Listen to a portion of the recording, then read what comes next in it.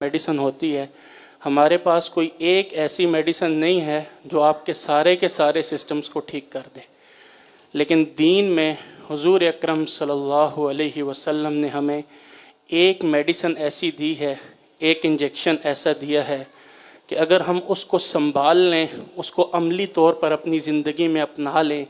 تو ہماری بہت ساری روحانی بیماریاں دور ہو جائیں گی۔ اور اس انجیکشن، اس ٹیبلٹ کا نام ہے جو نبی کریم صلی اللہ علیہ وسلم خطبہ جمعہ کے اندر، خطبہ نکاح کے اندر، خطبہ مسنونہ کے اندر وہ پڑھا کرتے تھے، اور وہ آیت ہے یا ایہا الذین آمنوا اتقوا اللہ حق تقاتہ ولا تموتن الا وانتم مسلمون۔ قال رسول اللہ صلی اللہ علیہ وسلم کثروا ذکر ہادم اللذات۔ قال اللہ تعالی فی سورة الحشر یا ایہا الذین آمنوا اتقوا اللہ ولتنظر نفس ما قدمت لغد۔ اس انجیکشن، اس ٹیبلٹ، اس سوچ، اس نظریے، اس فکر کا نام ہے موت کو یاد کرنا اور موت کو یاد رکھنا۔ نبی کریم صلی اللہ علیہ وسلم ہم میں سے اکثر یہ کہتے ہیں کل نفس ذائقۃ الموت کل من علیہا فان، ساری دنیا نے ختم ہو جانا ہے، یہ جملہ ہم کہتے ہیں نا۔ میری گزارش ہے کہ اس جملے کو تھوڑا سا تبدیل کر دیں۔ ہم یہ جملہ کہتے ہیں کہ ہم سب نے مر جانا ہے، یہ جملہ بھی اپنی جگہ ٹھیک ہے، میری گزارش ہے کہ اس جملے کو بھی تھوڑا سا تبدیل کر دیں اور جملہ ہر بندہ یہ دہرائے میرے ساتھ کہ میں نے مر جانا ہے۔ پہلے جملہ تھا ہم نے مر جانا ہے، ساری دنیا نے ختم ہو جانا ہے۔ آج میں عرض کر رہا ہوں کہ یہ جملہ دہرائیں کہ میں نے مر جانا ہے، I have to die۔ جب ہماری یہ سوچ ہوگی نا کہ میں نے مر جانا ہے، ہم اپنا گھر میں جا کے اعلان لکھیں فلاں کا بیٹا، فلاں فلاں کا بھائی، اپنے کفن کو ساتھ دیکھیں، قبرستان جائیں، کھلی ہوئی قبر کو دیکھیں، مسجد کی چارپائی کے پاس بیٹھیں، اس وقت کو یاد کریں۔ یہ کوئی ہوائی خلائی بات نہیں ہے، یہ وہ چیز ہے جس سے دنیا کا کوئی بندہ انکار نہیں کر سکتا، چاہے وہ مسلمان ہے یا نہیں، چاہے وہ کسی بھی مذہب سے، کسی بھی پروفیشن سے، دنیا کے کسی کونے کے اندر بھی رہتا ہے، وہ موت سے انکار نہیں کر سکتا۔ تو مجھے اور آپ کو موت آنی ہے، پھر ہمارے چارپائی میں ڈال کے صحن میں رکھ دیا جائے گا، ہمارا اعلان ہو رہا ہوگا، ہمارے گھر والے ارد گرد بیٹھ کے رو رہے ہوں گے، اور ٹائم ہوگا اور ہمارے اپنے آ کے ہمیں اٹھا کے لے جائیں گے اور پھر قبرستان پہنچائیں گے، پھر ہمیں قبر میں ڈال دیا جائے گا اور اوپر چلیں رکھ دی جائیں گی، اور وہاں پر تنہائی ہوگی اور ہمارے اعمال ہوں گے۔ تو جتنا ہمارا موت کا یقین ہوگا اتنا دین پہ چلنا آسان ہوگا۔ قرآن کا آغاز ہے الف لام میم ذالک الکتاب لا ریب فیہ ھدی للمتقین الذین یؤمنون بالغیب، اور یہ جہاں پہ یہ دو آیتیں ختم ہوتی ہیں آگے جا کے اللہ کہتا ہے وَبِالْآخِرَةِ هُمْ يُوقِنُونَ۔ آج ہمیں نماز پڑھنا مشکل لگتا ہے تو قرآن کہتا ہے وَإِنَّهَا لَكَبِيرَةٌ إِلَّا عَلَى الْخَاشِعِينَ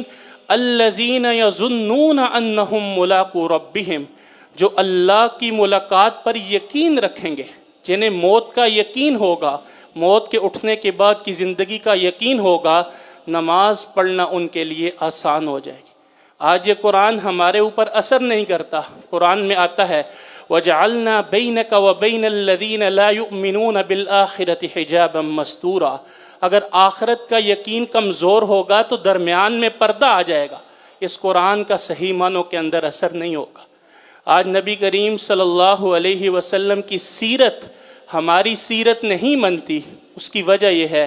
کہ لَقَدْ كَانَ لَكُمْ فِي رَسُولِ اللَّهِ أُسْوَةٌ حَسَنَةٌ، اللہ نبی کریم صلی اللہ علیہ وسلم کی سیرت میں اسوہ حسنہ ہے، لیکن کس کے لیے ہے؟ لمن کان یرجو اللہ والیوم الآخر، جو اللہ اور آخرت پر یقین رکھتا ہے۔ جب بندے قیامت والے دن کامیاب ہوں گے تو وہ نعرہ لگائیں گے فَأَمَّا مَنْ أُوتِيَ كِتَابَهُ بِيَمِينِهِ، جس کو نامہ اعمال دائیں ہاتھ میں ملے گا فَيَقُولُ هَاؤُمُ اقْرَءُوا کِتَابِیَہ، وہ ایک نعرہ لگائے گا کہ آؤ آؤ میرا اعمال نامہ پڑھو، اور پھر آگے رب قرآن میں کہتا ہے انی ظننت انی ملاق حسابیہ، کہ مجھے یقین تھا، مجھے یقین تھا کہ میں نے اپنے رب کے سامنے جا کر کھڑا ہونا ہے، مجھے یقین تھا فَمَن يَعْمَلْ مِثْقَالَ ذَرَّةٍ خَيْرًا يَرَهُ، مجھے یقین تھا وَمَن يَعْمَلْ مِثْقَالَ ذَرَّةٍ شَرًّا يَرَهُ۔ سورہ نازیات میں اللہ فرماتے ہیں نا وَأَمَّا مَنْ خَافَ مَقَامَ رَبِّهِ، جو اپنے رب کے سامنے کھڑا ہونے سے ڈر گیا، وَنَهَى النَّفْسَ عَنِ الْهَوَىٰ، اور اپنے نفس کو خواہشات سے روک لیا، فَإِنَّ الْجَنَّةَ هِيَ الْمَأْوَىٰ، تو اس کا ٹھکانہ جنت۔ آج کی زندگی میں تو یہ مثال سمجھنا بہت ہی آسان ہے۔ اسلام آباد میں لوگ بیٹھ کر لاہور میں پلاٹ لیتے ہیں نا، اسلام آباد میں لوگ بیٹھ کر کراچی میں پلاٹ لیتے ہیں نا، اسلام آباد میں لوگ بیٹھ کر دبئی میں دوسرے ممالک کے اندر پلاٹ لیتے ہیں نا، کیونکہ انہیں یقین ہوتا ہے کہ وہاں پر پلاٹ ہے تو وہاں پر وہ انویسٹمنٹ کرتے ہیں۔ آج اگر ہمارا یقین جنت کا بن جائے تو جنت کے پلاٹ کے لیے انسٹالمنٹس دینا ہمارے لیے مشکل نہ ہو، جنت کے پلاٹ کے لیے اپنے وقت میں سے وقت نکالنا مشکل نہ ہو، گاڑی کے پیٹرول میں سے پیٹرول نکالنا مشکل نہ ہو، اولاد میں سے اولاد نکالنا دین کے لیے مشکل نہ ہو، اپنی زندگی کی صلاحیتیں آخرت کے بینک میں ڈپازٹ کرانا مشکل نہ ہو، جب آخرت کا یقین پورا ہو جائے گا۔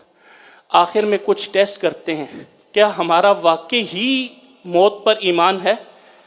دیکھیں، ایک 5000 کا نوٹ ہے اور ایک 5000 کے نوٹ کی تصویر ہے، دونوں میں فرق ہے۔ کیا ہمارا آخرت پر صحیح معنوں کے اندر ایمان ہے؟ تو کچھ ٹیسٹ کر لیتے ہیں۔ پہلا ٹیسٹ یہ ہے کہ اگر کسی بھی میڈیکل کے لحاظ سے ہمیں یہ پتہ چل جائے، میڈیکل جرنلز میں چھپ جائے، ڈاکٹرز کہہ دیں، معاشرے میں یہ بات عام ہو جائے کہ جو بندہ بھی فوت ہوگا اس کو ہم آدھا گھنٹہ پہلے 1 گھنٹہ پہلے بتا دیں گے بھائی اتنے بجے آپ نے چلے جانا ہے، اور یہ سب کے ساتھ ایسا ہو، ہمیں یہ یقین ہو جائے کہ موت کا سسٹم اب ایسے چل پڑا ہے، اور اناؤنسمنٹ میں ہمارا نام نکلا ہے کہ جی 7 بجے جو ہے وہ آپ نے مر جانا ہے، تو کیا اس 1 گھنٹے کے اندر، ابھی کیا ٹائم ہوا؟ 6:04، تو کم و بیش 1 گھنٹہ اگر یہ اعلان ہو جائے کہ 7 بجے ہم میں سے ہر بندہ اپنا اپنا سوچے کہ میں نے مر جانا ہے، تو کیا میرے جو اللہ کے ساتھ معاملات ہیں، جو اللہ کے ساتھ عقائد ہیں، جو اللہ کی فرض نمازیں ہیں، وہ پوری ہیں؟ کیا میرے روزوں کے معاملات کلیئر ہیں؟ کیا میں نے زکوٰۃ ادا کی ہوئی ہے؟ کیا میں نے حج کیا ہوا ہے؟ کیا یہ جو میری ظاہری صورت ہے، اسی صورت کے ساتھ میں اللہ سے ملنے کے لیے تیار ہوں؟ کیا اس 1 گھنٹے کے اندر مجھے اپنے ماں باپ سے فون کر کے کچھ زیادہ معافیاں تو نہیں مانگنی پڑیں گی؟ 19-20 کا فرق تو ہوگا ہر جگہ۔ کیا میرے بیوی بچوں کے ساتھ، میرے پڑوسیوں کے ساتھ، جہاں پر میں نوکری کرتا ہوں، جہاں پر میں دکان کرتا ہوں، جس محلے اور جس معاشرے کے اندر میں رہتا ہوں، وہاں پر لوگوں کو فون کر کے مجھے 1 گھنٹے میں معافیاں تو نہیں مانگنی پڑیں گی؟ معاملات کو کلیئر تو نہیں کرنا پڑے گا؟ کیا جو میرے مالی معاملات ہیں، کیا جو میرے بینک اکاؤنٹس ہیں، تو 1 گھنٹے کے اندر مجھے بینک والوں کو کال کر کے سود سے ان کو شفٹ تو نہیں کرنا پڑے گا؟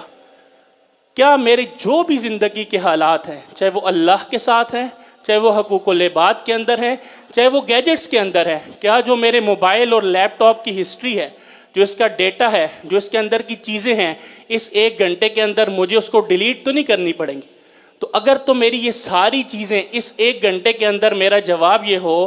کہ میرے اللہ کے ساتھ بھی معاملات ٹھیک ہیں، میری نمازیں بھی موٹے طور پر گنتی کے حساب سے پوری ہیں، روزے بھی میرے پورے ہیں، نہیں تو میں نے کفارے کا بندوبست کیا ہوا ہے علماء سے پوچھ کر، زکوٰۃ بھی میری ادا شدہ ہے، حج بھی میں نے کیا ہوا ہے، اور میرے معاملات بھی مالی کسی کاپی میں لکھے ہوئے ہیں کہ میں نے کس سے قرض لیا ہوا ہے، کس کو قرض دیا ہوا ہے، میری ظاہری صورت بھی ایسی ہی ہے کہ میں اسی صورت کے ساتھ اللہ تعالیٰ سے ملاقات کرنا چاہتا ہوں، میرا بینک اکاؤنٹ بھی ایسا ہی ہے، میرے گیجٹس، میرا موبائل، میرا لیپ ٹاپ بھی ایسا ہی ہے، میرے والدین، میرے بیوی بچوں، میرے پڑوسیوں، جہاں پہ میں جاب کرتا ہوں، جہاں پہ میری دکان ہے، ان سارے لوگوں کے ساتھ میرے معاملات موٹے طور پر کلیئر ہیں، میرے پاس نو ڈیمانڈ سرٹیفکیٹ ہے، کسی کی میرے ذمے کوئی ڈیمانڈ نہیں ہے، تو پھر تو اس کا مطلب ہے کہ میں موت کے لیے تیار ہوں، کیونکہ 1 گھنٹہ تو دور کی بات، ہمارے تو 1 سیکنڈ کا نہیں پتا۔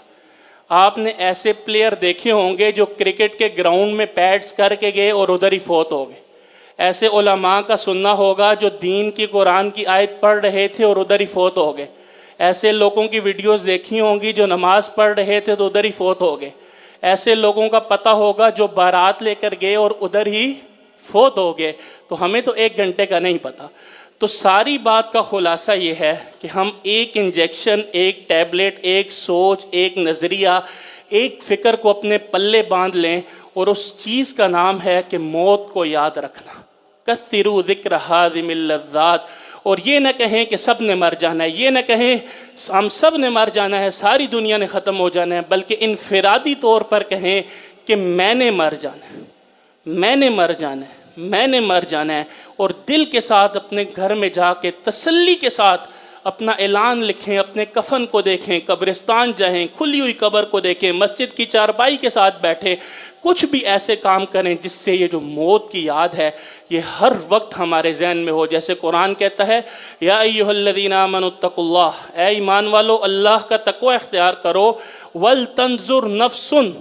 تم میں سے ہر نفس یہ دیکھے ما قدمت لغد، کہ اس نے کل کے لیے کیا بیچا ہے۔ اللہ نے آخرت کو، موت کے بعد کی زندگی کو کل کہا ہے۔ ایک دنیا کا امتحان وہ ہے جو 6 مہینے کے بعد ہے، ایک وہ ہے جو سال کے بعد ہے، اور ایک وہ پیپر ہے میرا، میرے بچے کا، میرے بھائی کا، جو صبح ہے، اس کے لیے تیاری اور ہوتی ہے۔ اللہ نے اس موت کو کل کہا ہے، اور حدیث کے اندر ہے جب بندہ فوت ہوتا ہے اس کی قیامت سٹارٹ ہو جاتی ہے۔ تو ہر وقت ہمارے پاس یہ انجیکشن ہو، اور ہمارے پاس نو ڈیمانڈ سرٹیفکیٹ ہو، اور ہر وقت ہم اس حالت کے اندر رہیں کہ ہمیں اس وقت جس حالت میں بھی اگر موت آ جائے تو ہم اللہ کو جان دینے کو تیار ہیں۔ اگر یہ سوچ ہم رکھ لیں گے تو سینما جاتے ہوئے سوچ ہوگی سینما میں موت آ گئی تو کدھر جائیں گے، گانا سنتے ہوئے سوچ ہوگی موت آ گئی تو کدھر جائیں گے، گاڑی چلاتے ہوئے گانے لگاتے ہوئے سوچ آ گئی کہ مر جائیں گے تو کدھر جائیں گے، غیر محرم کو دیکھتے ہوئے سوچ آ گئی مر جائیں گے تو کدھر جائیں گے، سود کے معاملات کرتے ہوئے سوچ آ گئی مر جائیں گے تو کدھر جائیں گے، ماں باپ کو خفا کرتے ہوئے سوچ آ گئی مر جائیں گے تو کدھر جائیں گے، رات کو سوتے ہوئے اگر فجر کا الارم نہیں لگایا اور یہ سوچ آ گئی کہ رات کو میں مر گیا تو میں اللہ کو کیا جواب دوں گا کہ میں نے تو فجر کا الارم بھی نہیں لگایا۔ تو اگر ہم اس سوچ کو اپنی زندگی کا حصہ بنا لیں کہ ہر وقت ہمارے ذہن میں یہ ہو کہ میں کسی وقت بھی مر سکتا ہوں، اور جب بھی مجھے موت آئے میں اللہ کی فرما برداری میں مروں، اور میرے پاس ہر وقت نو ڈیمانڈ سرٹیفکیٹ میرے پاس ہو، میں اللہ سے دعا کرتا ہوں کہ اللہ تعالی ہم سب کو کلمے والی موت نصیب فرمائے، ہم سب کو شہادت کی موت نصیب فرمائے، بقی کی قبر نصیب فرمائے، ہمیں دنیا میں عزت والی زندگی عطا فرمائے، حلال کا وسیع رزق عطا فرمائے، حقوق اللہ حقوق العباد ادا کرنے کی توفیق عطا فرمائے، اپنے دین کے لیے قبول فرمائے، ہم سب کی قبروں کو جنت کا باغ بنائے، ہم سب کو قبر جہنم کے عذاب سے بچائے، ہم سب کو پل صراط پر آسانی والا معاملہ فرمائے، اپنے عرش کا سایہ نصیب فرمائے، نبی کریم صلی اللہ علیہ وسلم کے ہاتھوں جام کوثر نصیب فرمائے، اور ہم سب سے راضی ہو کے ہمیں جنت الفردوس میں نبی کریم صلی اللہ علیہ وسلم کے پڑوس میں جگہ عطا فرمائے۔ رب ارحمہما کما ربیانا صغیرا، ربنا آتنا فی الدنیا حسنہ وفی الآخرۃ حسنہ وقنا عذاب النار، وصلی اللہ تعالی علی خیر خلقہ محمد وعلی آلہ واصحابہ اجمعین برحمتک یا رب۔